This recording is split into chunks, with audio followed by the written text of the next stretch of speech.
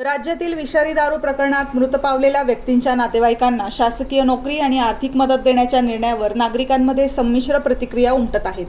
अनेकांनी या निर्णयाचे स्वागत करत मानवी दृष्टिकोनातून कुटुंबांना आधार देण्याची गरज व्यक्त केली आहे, तर दुसरीकडे करदात्यांच्या पैशांचा असा वापर योग्य आहे का, असा प्रश्नही उपस्थित केला जात आहे.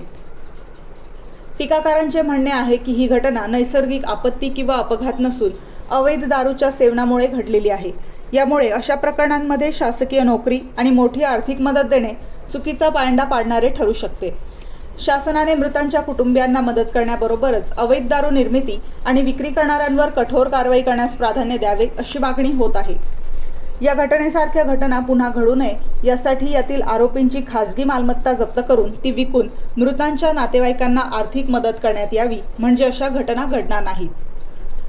दुसरीकडे मृतांच्या कुटुंबियांचा या घटनेत कोणताही दोष नसल्याने त्यांना आर्थिक आणि सामाजिक आधार मिळणे आवश्यक असल्याचे मतही व्यक्त केले जात आहे.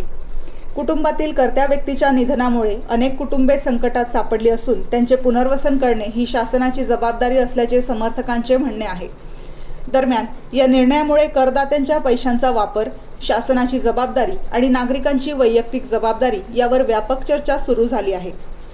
शासनाने मदत जाहीर करण्याबरोबरच अशा घटना पुन्हा घडू नयेत यासाठी ठोस उपाययोजना करणे गरजेचे असल्याचे मत विविध स्तरांतून व्यक्त होत आहे.